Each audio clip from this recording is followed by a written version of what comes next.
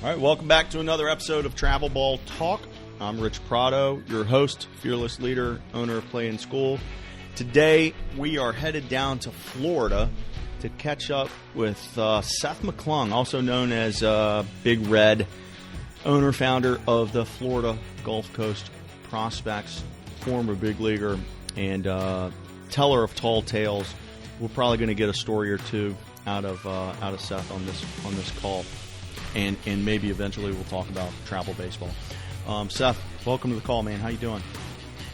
Hey, I'm great. Just down here in Florida, it's still hot. We're in November here. I'm still going out on the water. It just could be better. Down in the, as I like to call it, the free state of Florida. I didn't know we were going there, but I completely agree. Hey, well, you know. Make America Florida is what I say. We are in a blessed state. If you know, you know. If you know, you know. And, man. November. We're in November 2021, if you're listening to this a decade from now. So the first thing we gotta kind of talk about here is we gotta talk about this draft story a little bit. So Seth ended up he had a nice career in the big leagues. He's local famous. He's from West Virginia. I'm from East Virginia, and he's from West Virginia. And you know, I was digging through your stuff, and I was trying to figure out, hey, were you a college guy, a draft guy, come out of high school? And you told me what I thought was a pretty incredible story. Do you mind repeating the first part of that for us? Sure. So out of high school, I kind of have it's odd to talk about it. I mean, when you sound not so humble, but legend status in West Virginia. I mean, we're talking about I'm the guy that hit 550-foot home runs. I'm the guy that you walked with bases loaded. I'm the guy that threw 96 with no clue where it went off the backstop, might hit you, might throw a strike, whatever. But out of high school, pause there for a second, because for reference, in case y'all have never come across Big Red on the internet, he's listed at 6'6", 280, and may have fluctuated a little above, a little below, but that's like some Paul Bunyan type size coming out of small town West Virginia. Okay, so well, it wasn't just baseball too. So I played 7 sports in high school. So I signed Division I basketball as well at South Alabama to play basketball and baseball. So you know, I would show up at a soccer game, and our goalie wasn't that good, and the soccer coach said, "Can you catch a ball?" And I said, "Well, hell yeah, I can catch a ball." Next thing you know, I'm all state in soccer. I go to a track meet, and I had ran track, and I had jumped track in junior high, which we had junior high. We didn't have high school or middle school, so in the ninth grade, still in junior high. And I ended up jumping 6'5" on a high jump, and you know, again, all state, whatever. So I had if in West Virginia, if I didn't beat you in one thing, like you knew who I was, because you know, like it's just, you know, from all state in basketball to MVP of the all state game in high school my senior year. I was just an athlete, and I enjoyed it. I was kind of an asshole as a competitor, but off the court I was a nice guy.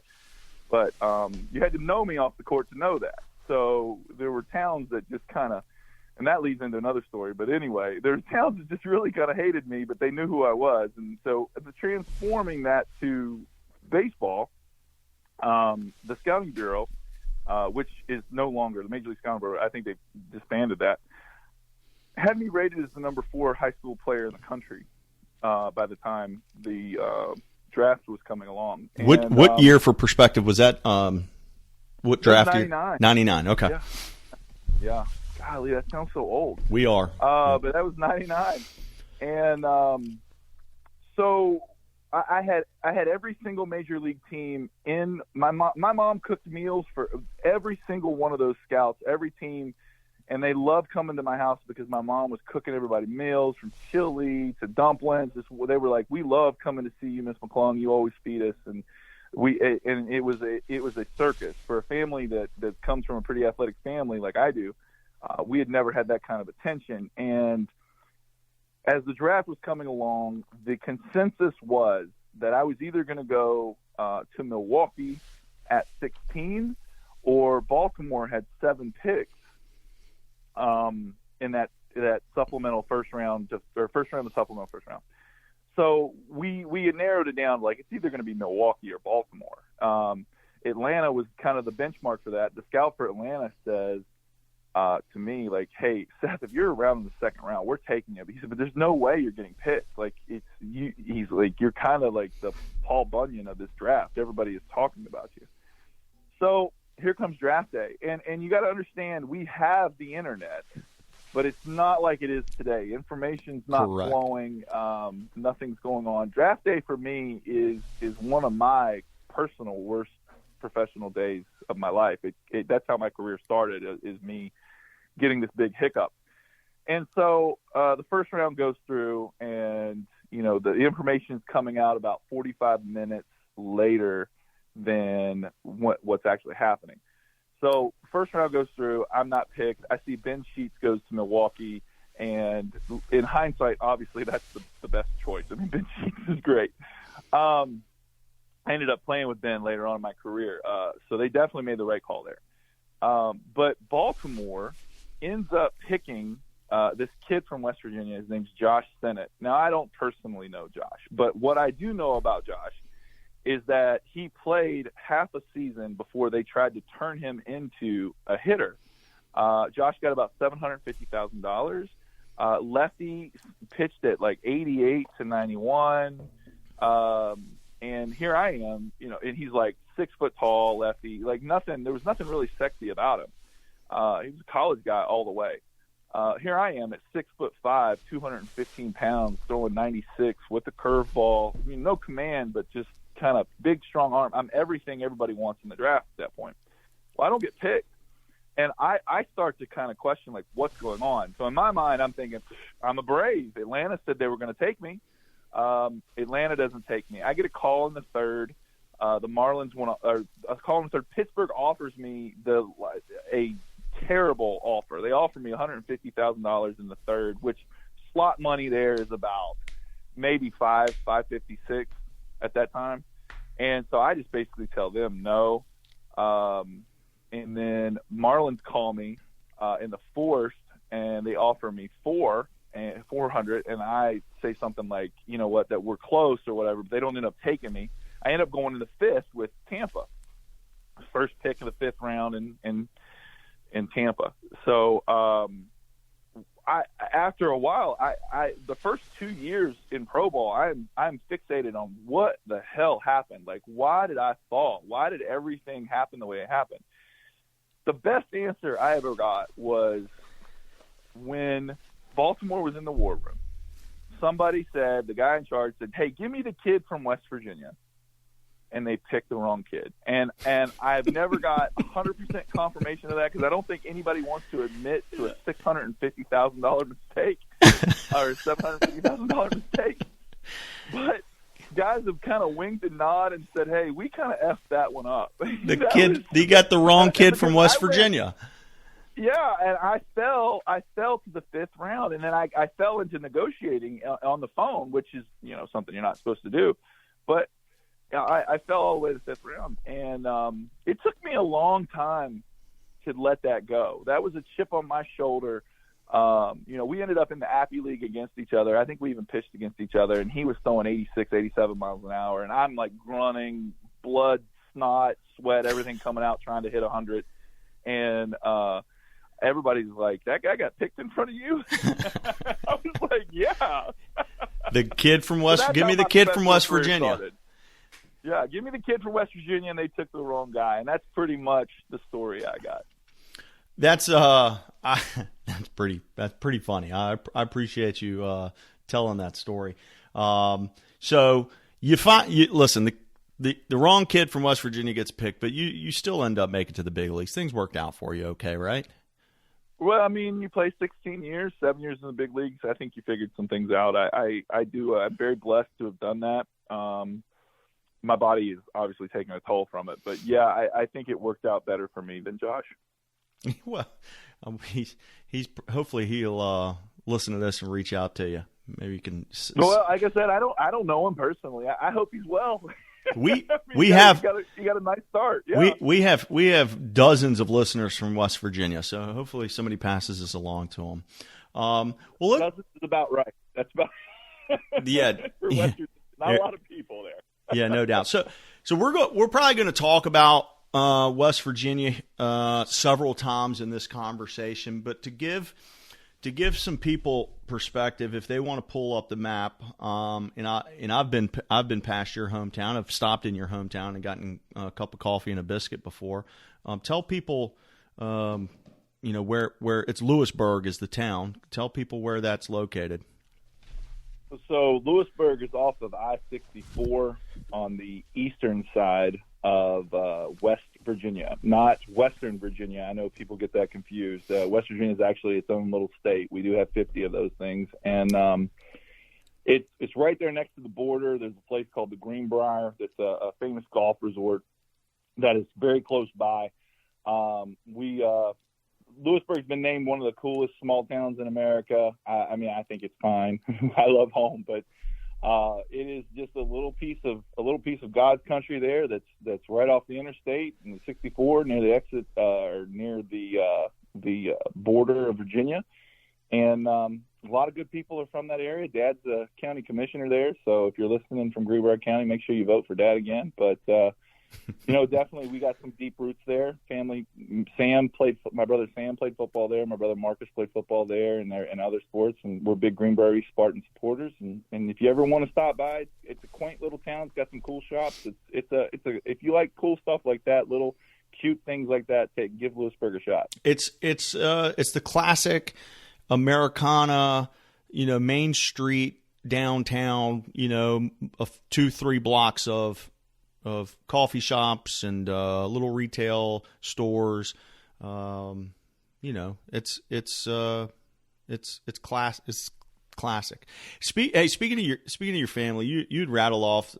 Your family's pretty athletic, but there's another McClung that a lot of people know about now. Tell us who that is and sort of what. Right. Yeah, that would be Mac McClung. When Mac was still in college, Mac was actually the most followed collegiate athlete in America on social media. So Mac is the white guy that dunks on everybody. He's currently in the G League, played at Georgetown and Texas Tech. I tell him he's got it hard. He's a good-looking white kid that plays ball, and I said he's going to struggle with the ladies. But, he's the all-time scoring leader in Virginia. And, if I'm going to say that, I got to give a shout-out to my niece Anna, who is his sister. She was the number one soccer player in the country a few years ago, and she played at Tennessee and Florida State. So we got a pretty athletic family. So your cousins lived a few miles east in Virginia? Well, that would be my niece and nephew. That was my brother's kids. But, yeah, they were in Gate City, Virginia, about 3.5 hours away.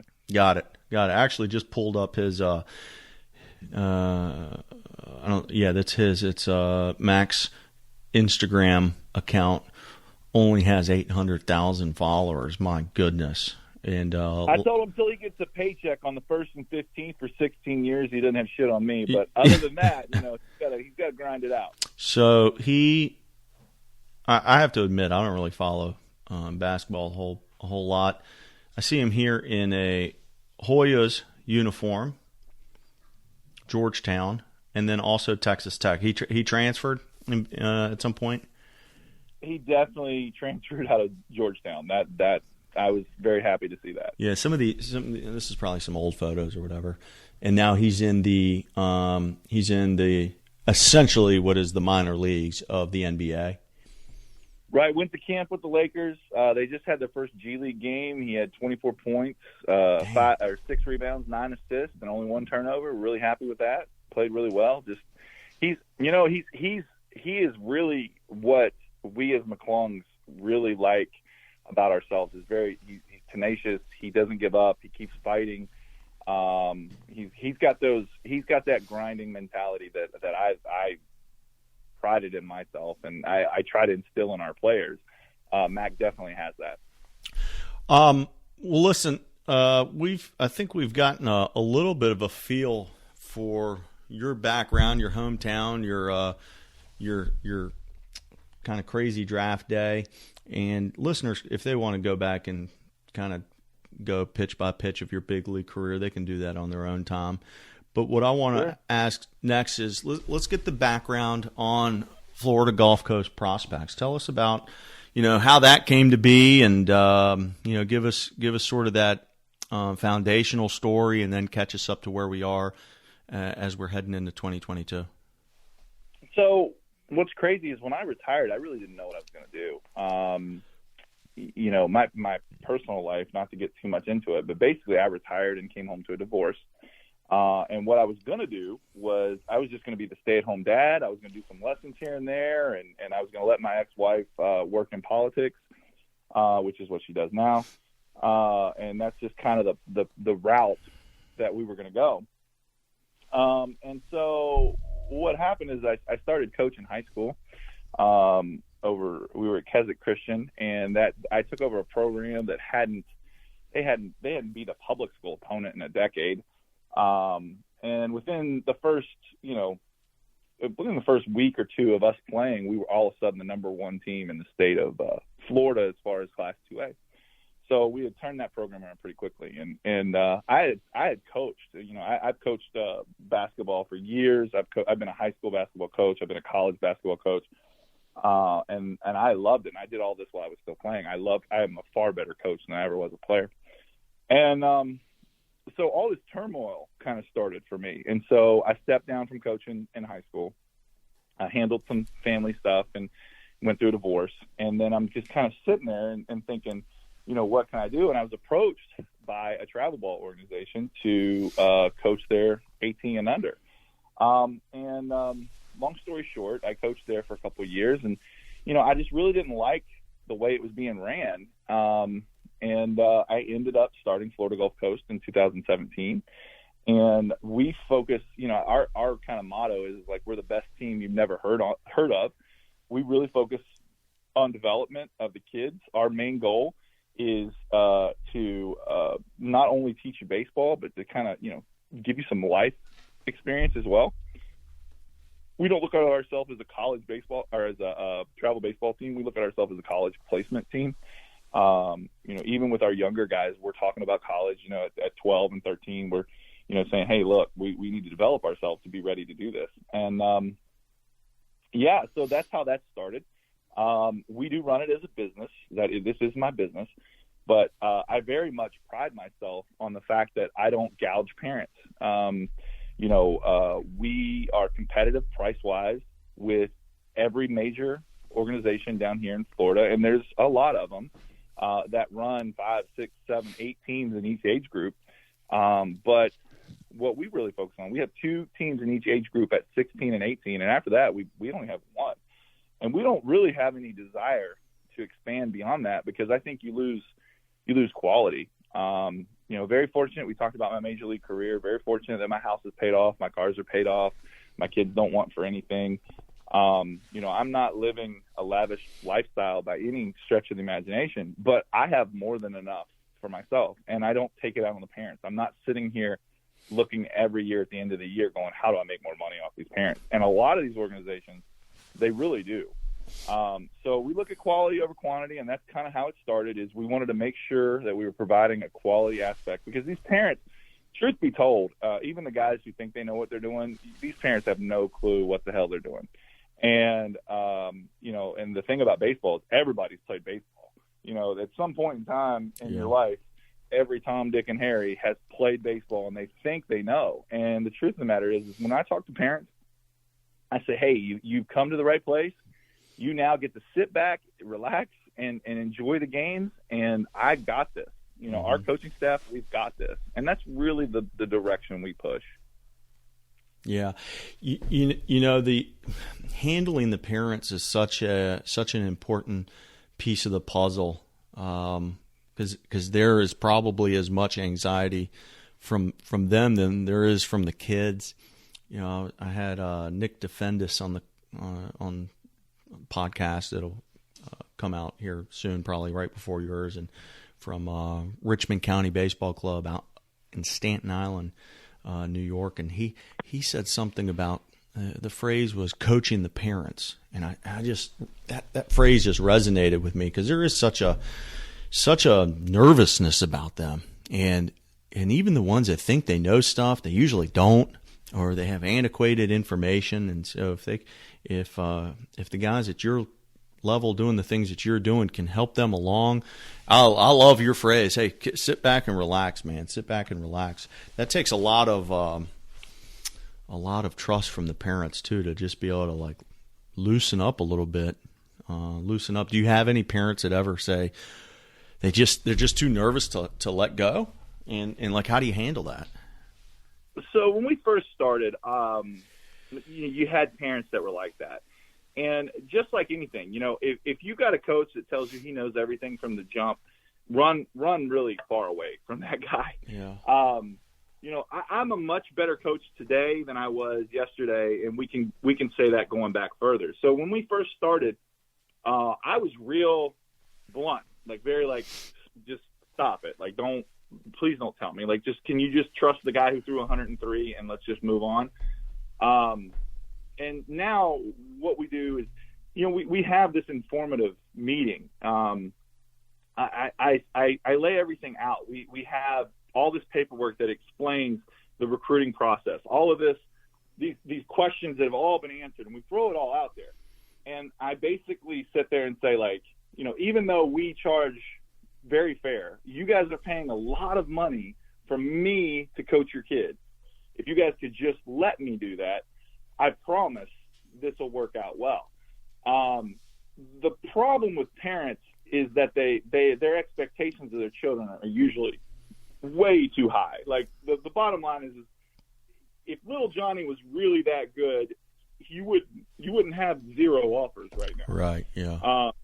And that's the truth. I've had parents come to me and be like, yeah, he's a shortstop. And I'm like, he just ran a 7.8. He's not a shortstop. Like, he can hit a little bit, so we'll put him at third, but you got to work on that. I don't care if he plays shortstop at your high school. Like, we're trying to play college ball here. And, the truth of the matter is I've learned, tell the truth up front from the beginning, be blunt, be 6'7", 285 pounds, and nobody really bothers you. It's such a tough thing. To self-evaluation is pretty difficult at times. And if you've only seen one shortstop, he's your kid, you probably do think he's pretty good. And then if you play in a pretty small high school league, and okay, so you might see 6 other shortstops. And if your kid's one of the say one of the better ones, cool. Now you've seen like 7 shortstops ever. That's not a really good measuring stick. And unfortunately, some of these parents, they don't recognize that. Because I get a lot of, you see parents will sit there and go, well, my son's a second baseman. You have him in left field. And I'll say, your son can't catch the ball. I'm not going to hide him at second base. We're going to learn how to catch the ball. The other thing is parents, if a kid plays shortstop and maybe he doesn't get to a ball, it's not an error. So the parent doesn't see it as an error. And I'm going, Jesus, we need a sundial to time this guy to get to that ball. Yeah. Like, he's got to get there. In me, it's an error. And so one of the things, I mean, we had talked earlier, and you mentioned like what are some of the things you use, technology you use. But what I use is I use a plus-minus scale. Like, are you a positive player at this position? Are you costing us? It's a war, basically. Yeah. But it's broken down into what I'm seeing. Like, so if I can sit there and go like, okay, you went 3 for 4 today with 3 singles, you scored twice. Okay, so I'm in my mind, I'm like, you're plus 4 runs for me. That's plus 4.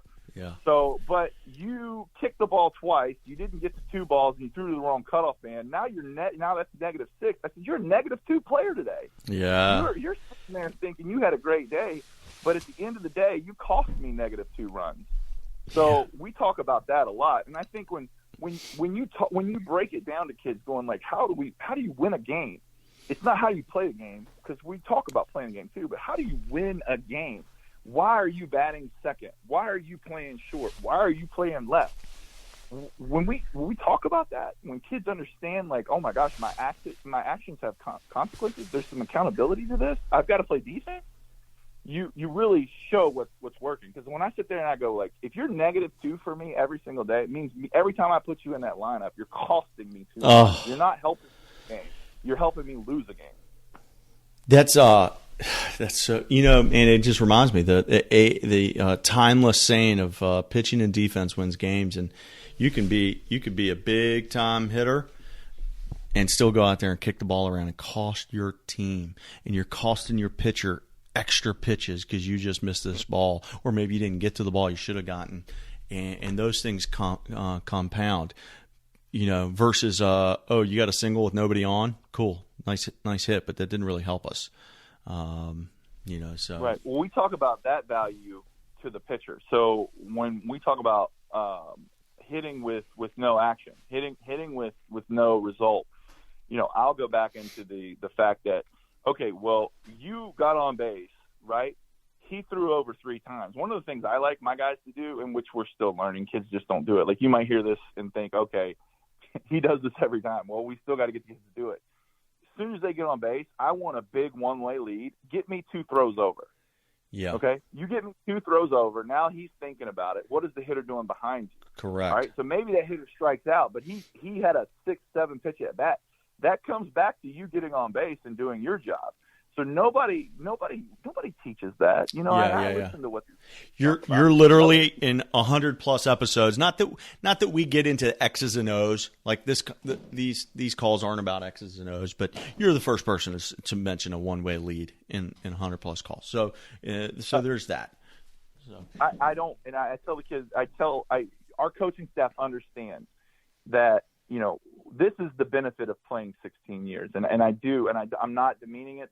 You could not play 16 years and understand this too. There are great coaches out there, but what I'm saying is, when you play for me, I don't look at the game the same way that guy does across the way. Yeah. And what's funny is I have college coaches who I'm friends with who call me and we discuss what he should have done in those scenarios, because when you can look at the game differently, when you can sit there and go, okay, how much stress are we putting on the pitcher? What is the ideal of taking his focus away from the batter?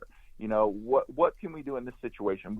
How can we gain an advantage? And I'm not talking about stealing signs, but I'm talking about maybe if you look at the catcher and you can see that he's digging into his signs, that means he's not putting one down.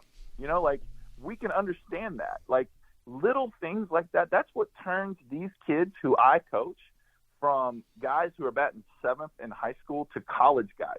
I've had high school coaches come to me like, I don't know how you got him a spot. And I just roll with it, but I'm like, because I taught him how to play the game.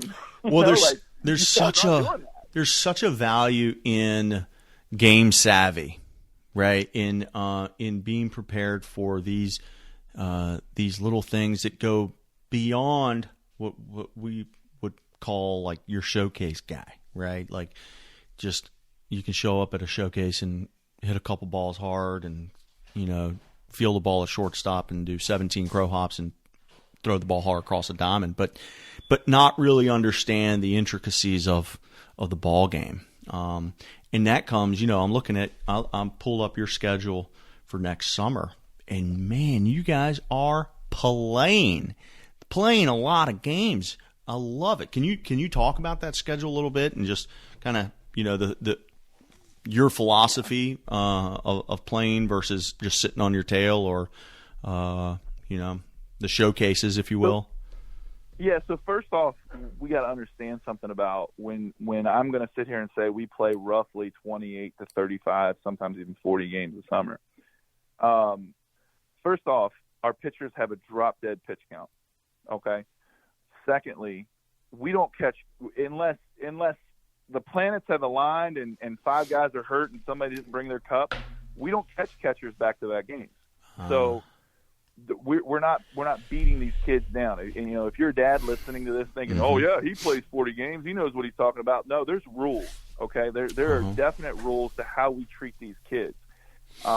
We very much play these schedules like a minor league schedule. Kids, we have a plan going in, what we want to see, what we want to do. I mean, if I've got a fast guy, he's got to bunt 3 times in a tournament.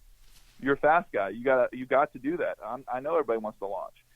So to get the development, we've got to play the games. There is nothing better than focused in-game reps, right?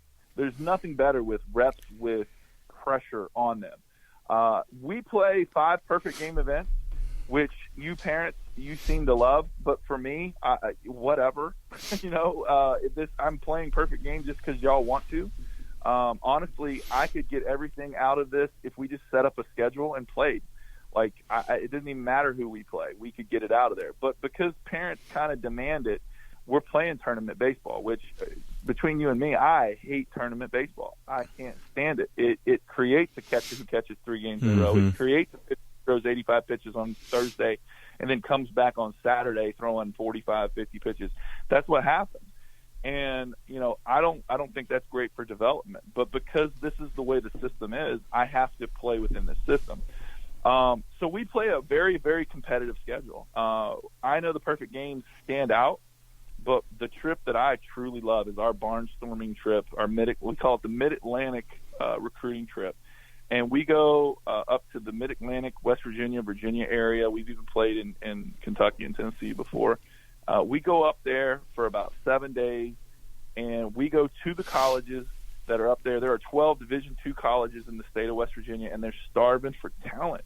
And we go up there, we play up there. We're always looking for talent that wants to come down and play us as well. Not only do we play baseball, but we learn life. It's a lot of times this is the first trip that these kids are away from their parents. There's an illusion of freedom. They think they have freedom. They really don't, but they think they do. So they still got to go to bed. They sleep in bunk beds or air mattresses. We travel. We barnstorm. I mean, during COVID 2 years ago, we were playing in Charleston, West Virginia, and nothing was going on, and we were the only game in town. We had 1,000 people pay $7 to watch us play a Legion team.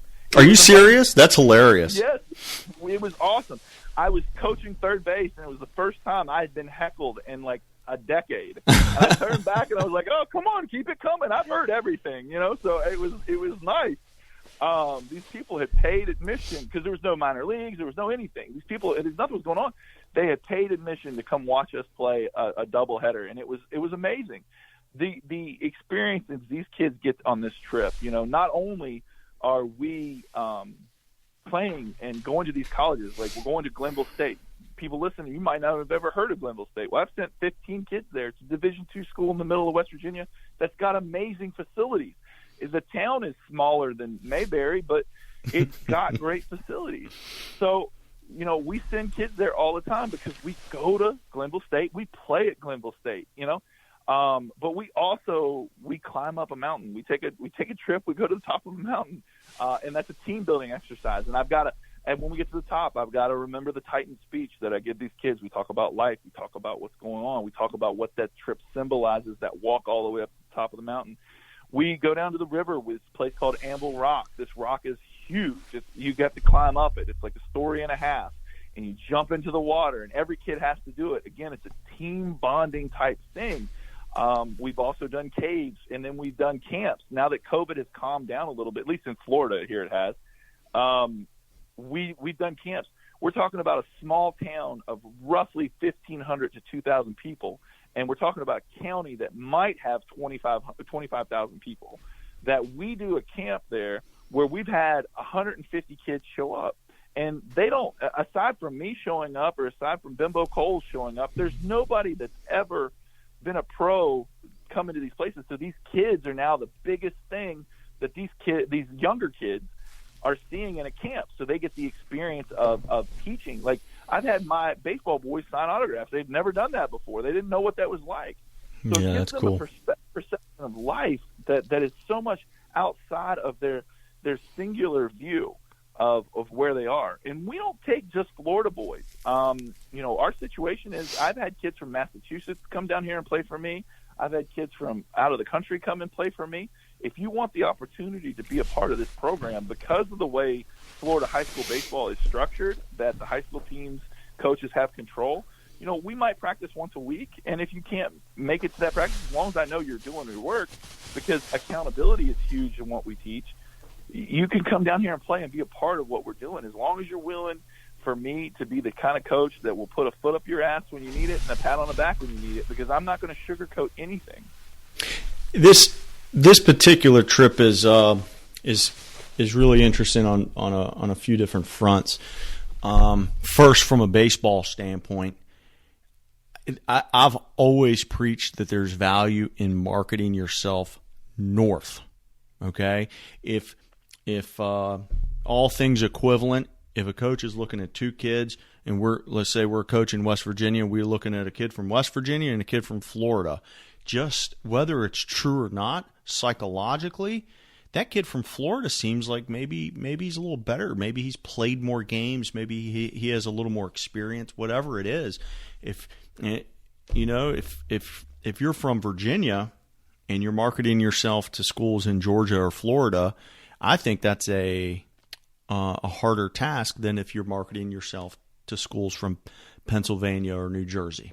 I just think it's a smart move to take this group of guys and just market them north of your your normal geography.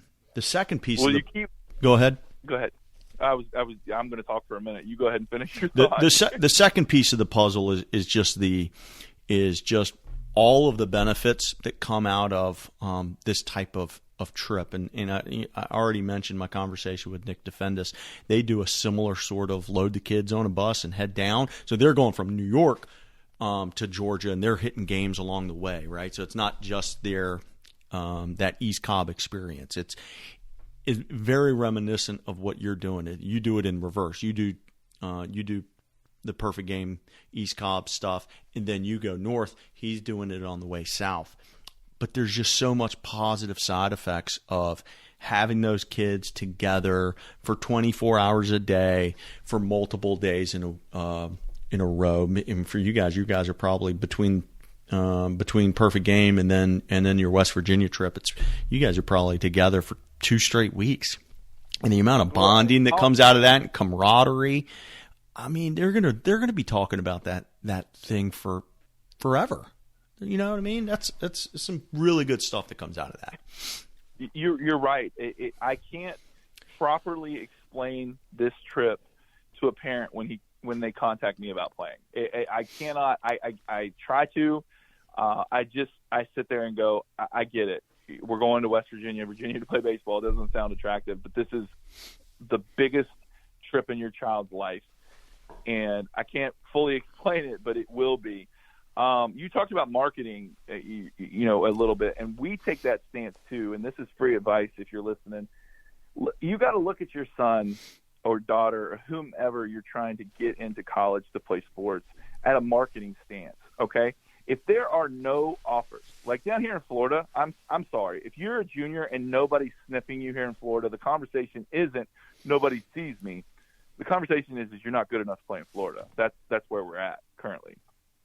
So a lot of those kids who come play for me and we go north, all of a sudden they're good enough to play north. Yeah. Well, if we got 1, 2, 3, 4 kind of schools looking at you, right, and they contact me because I'm the in-between, and now I know – you want to go to St. Leo. And St. Leo is giving you a walk-on spot. But I know St. Leo St. Leo is a Division II school down here, if you're listening. So I know they want you, but they don't want to give you any money. Well, I know there's 4 schools up there that are willing to give you 40% or more. And if we tie in your academics, you're talking about 75, 80%. Yeah. So I go to the St. Leo coach and I go, look, I know you want little Mikey. Here's what he's getting. Yeah. You're going to have to give him money. And let me talk about that a little bit too. Preferred walk-ons and things like that, unless you're a billionaire and you have money and it doesn't matter, you being a walk-on, you're not going to get the chance. Like you think you might, like I believe in myself, this and that, and you're going to hear stories of guys who have gotten a chance, but the chances you're going to end up like Rudy are far more than the chances you're going to end up like, Albert Pujols one day, showing up at a JUCO and that's the only offer he got and doing well. So, and by Rudy, what I mean, Rudy got one play when he played for Notre Dame, but busted his ass for 4 years trying to make the team. So that's the reality of this. It's a business. And so if you're the guy who got 65%, the athletic director who is going to evaluate the coach is going to look at a couple things. One is, are you winning and losing? That's important to them, because a winning program means more kids are going to sign up to come to their school because, oh, their baseball team's good. They might not even play baseball, but a winning program, it's going to trickle into more kids paying to go to that school. That's why college sports is so huge. There wouldn't be millions of dollars done to it if it didn't benefit them in the end. So that's the first thing. Are you winning? Second thing is like, hey, do you have any kids who are problems? Is this a problem? Do you have a problem institution? So if you're an asshole, your kid's an asshole, I'm sorry, there's just not you better be really good. Mm-hmm. You better be really good. You're talking about that plus-minus scale we talked about before. Like, are you benefiting the program or not? So are there any problems? Third, what are the grades going on? Are your grades solid? Do you have a team GPA? Because that's important to the academic people, is a team GPA. And one of the last things they look at is, okay, your money management. You've given Mikey here an 85%. He's batting 165. But you have this walk-on who you didn't give any money to that is, getting an opportunity to play, and he's doing well. What's going on? How many kids are you giving money to that are performing, that opposed to who you have to play that you're not giving money to?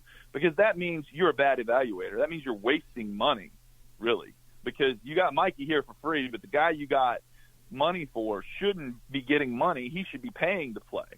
So those are an aspect that you want to look. You want to get that money. If you're not getting money, you're not going to get the same opportunities. And if you are, then your coach isn't going to be there very long, because that's one of the ways that they look at a program that's being ran efficiently. Nobody's going to tell you that. Nobody is going to have that conversation with you, but I will. I've done this now since 2014. I have never once heard a coach explain that to his kids about walk-ons. But what that coach wants to do, these big programs, they're going to push the walk-on, because now they can say, oh, little Tommy's playing at Division I here. They're not saying he's got a walk-on. And the other thing about baseball is the scholarships are divided up into such pieces that, like, you can get a scholarship and still pay $25,000 to go to school. Man, that piece of the puzzle is I think not discussed enough. Listen, this country is like $1.6 trillion in student loan debt. I mean, like, some people are talking about it, but I don't know if within the baseball community there's enough conversation about it. In fact, I've tweeted out about it and had college coaches get pissed at me, because they think it's some kind of personal attack on them because I'm maybe ripping on a school that's $60,000 or $65,000, and I think a kid should look for ways to go to school as close to zero as possible. Why that shouldn't be something that's attacked. So for me, one of the things that's not discussed enough is it's not about how much scholarship you're getting, but it's about what is left for you to pay. What is left for you to pay? Okay, because let's look at a very simple example. If a school is $50,000 and they gave you a half a scholarship, well, you have to pay $25,000.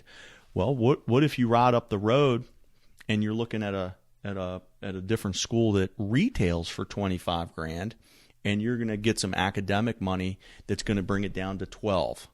Okay, you didn't get a baseball scholarship, but you're out of pocket $12,000 a year versus the baseball scholarship that leaves you out of pocket $25,000 a year, which is, you know what I mean? And I just wish parents would kind of lean into this a little more. You mentioned it earlier, like kind of in passing. Your home's paid for, your houses are paid for, but that's very unusual. We live in a society that just accepts debt like it's normal, and it's kind of crazy. Like to put a 21-year-old kid, to put him out in the street into the real world with $150,000 worth of school loans or $200,000 worth of school loans is so unfair to that kid. And so, right, man, we've taken a little left turn here in this conversation, but well, no, but I think it's important. It think is. The conversation needs to be had, and it's so in our initial conversations about schools, I asked the parents straight up, what can you afford a year to pay for college? And it's a straight up question. I said, this isn't for me charging you. I said, right. I need to know. Yes. Because I know Glenville State's $28,000 a year out of state. We're going to figure out how to get it to 10. And then, if you're that good, or 10, 12, and then I need you to have good academics. But if you can't afford that, if we're going baseline, you can't afford that, then we need to look elsewhere. We need to find out what scholarships he applies for. Are you a minority? Do you have a disability? Is there a father in the Air Force? What is a grandfather? What can we apply for to get you more money? Because these parents are so blinded. They think scholarship. They get excited. Everything. Yeah. And I've had situations like you've talked about where, the academic money is not like parentheses free money either. And I know it's supposed to be open to everybody, but if you're an athlete, and say there's an athlete, right? Say you got a baseball player who's got a 3.7, 1,400 SAT, and then you've got a non-athlete who's got a 3.7, a 1,400 SAT, and you're applying for that same academic scholarship. You want to take a guess who's going to get it? Oh yeah. Mm-hmm. Yeah. Okay. Yeah. So my favorite is the little Division III school down the road that somehow manages to find that leadership scholarship for all their guys. Well, I love what that. I found is oftentimes the coaches are in charge of these scholarships. Yeah. And it happens a lot. And people don't see the big picture. And that's, again, you want the knock on Coach McClung is, I'm going to tell you the big picture, and you might not like it, but this is the way it is. And I'm going to help you do everything you can. But like I said, you said we took a little left turn. I think this is probably the most important conversation you got to have about college baseball and playing sports in college that aren't fully funded sports. Well, it's a unusual spot, a weird predicament that I'm in, because I honestly don't necessarily think that every kid needs to go to college. Okay, I'm talking about every kid, all the kids out there. Now, it just so happens that the work I do, 100% of the kids want to go to college, because it just so happens that that's where college baseball is. It's in college. Right. And so I sit in this, I sort of straddle those two thoughts, where on the professional side, my business, every single one of those kids wants to go to college. But then on the other side, I don't necessarily think that every kid needs to go to college. So it's definitely a weird spot that I'm in. I'll tell you, with my kid who'll be 6 next week, we're preparing. We're funding that 529. We hope we're prepared to help him with college, but it's not 100% expectation that he does. We want him to go to college if that's the appropriate decision for what he needs to do as an adult.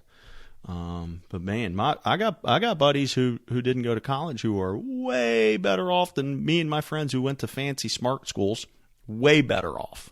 I agree wholeheartedly with you, and I honestly, I'm not 100% in agreement with what's being taught at the colleges. I don't know if it's necessarily good for the kids moving forward. And so we have a conversation of like, do you want to go to college, or do you want to just play baseball in college? Because if you just want to play baseball in college, let's focus on your cheapest option. Yeah. Like that's what needs to happen. Yeah. Well, or are you a pro guy? Are you a pro guy, or do we need to develop into that? Then we need to send you to the place where you can develop. Yeah. So you're right. The conversation needs to be had on, is college actually good for you? And I tote that line. 100% of my guys have gotten the opportunity to play college baseball. That's everybody gets an opportunity. Not everybody takes it, and it's a conversation. Like I said, we've had. I've sat there with a young man who had a 2.2 GPA and threw 84 miles an hour, just hard enough to go far enough north to play, and was kind of a turd. And I said, look, man, there's no way in hell you're going to clean up your act and play baseball. Baseball is played at the end of the year. You're not going to make it there with a 2-1 in high school. I said, because let's be honest, you have to be borderline like unintelligent. No, 2-1 in high school. It's because not. If you're It's not. It's beyond that. It's beyond that. Yeah, It's not about as smarts. You don't get a 2.0 in high school because you're not smart. You get a 2.0 in high school because of two things. You don't show up, or if you do show up, right. you sleepwalk through the class. Listen. I've been a high school teacher. Right. I've been a high school teacher. If you show up, for any kids who are still listening or parents, here's the secret: show up, keep your eyes open, and turn your homework in. You'll get a 3.0 guaranteed. It's that simple. Yeah. Show up, keep your eyes open, and do your homework. You'll be a 3.0 student. So if you're below that, it's because you have messed up one of those three things or a combination of those three things. Right. Right. Yeah. Hey, I love this, but I want to ask you one question that'll probably be our final question because you and I have already been online almost 2 hours having a good time before we even hit record. So I've got this sort of standard list, but I'm going to skip right to what I think is the most interesting and the most important question. Is the last one on this list that I sent you is if given a magic wand, you've been running around this travel ball thing for a few years now. If we gave you a magic wand, what change do you think you could make that would have the most positive impact on travel baseball? I would get rid of tournament baseball. Easily. This is my easy answer. So how do you? I'd get rid of tournament baseball, and I would form American Legion has the best format, but you have to open it up to where you can get players from anywhere. So basically, what I would do, excuse me, is you would come up with areas. Okay, like let's just say we'll do it by state. So you would come by state. You would file as a travel baseball team, and you would play X amount of qualifying games throughout the week. If you qualify high, you're invited to the tournament. At the end, the tournament goes over a couple weeks, just like best out of 3, best out of 2. Again, kind of like Legion. I would do it very similar to Legion. The travel baseball format of tournament baseball, like we talked about earlier, it's a money grinder. It's 20. Are you kidding me? $25 to go watch your kid play per person when you've already paid for the kid to play. Yeah, and they've already started paid on that. Yeah. Yeah. Again, like I said, I get it. Everybody's going to make their money, but if you could just run it that way, and I would definitely run it that way, and I'd have some TV company come in and do the big games and have somebody have stats and. That's how we would do it. That's if I had a magic wand. I know there's some logistical problems with that, but that's how I would do it.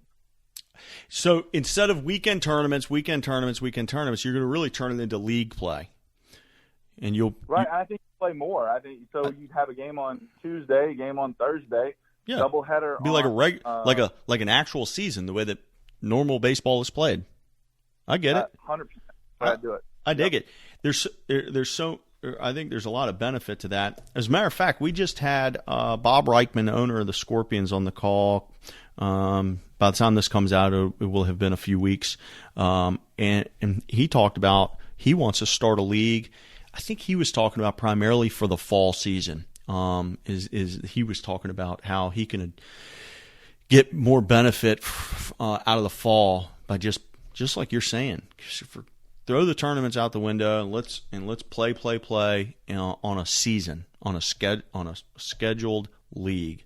So sounds like you're not the only one thinking this way. Well, I know a couple of us coaches, we've kicked it around. It's just the problem is money. It comes down to money. First off, that's going to require more time to do. You can't compound everything into a weekend. You're going to have to. A guy like me, I don't have a job during the day. So if I need to drive to Ocala for a game tonight, I got no problem doing that. I can leave whenever.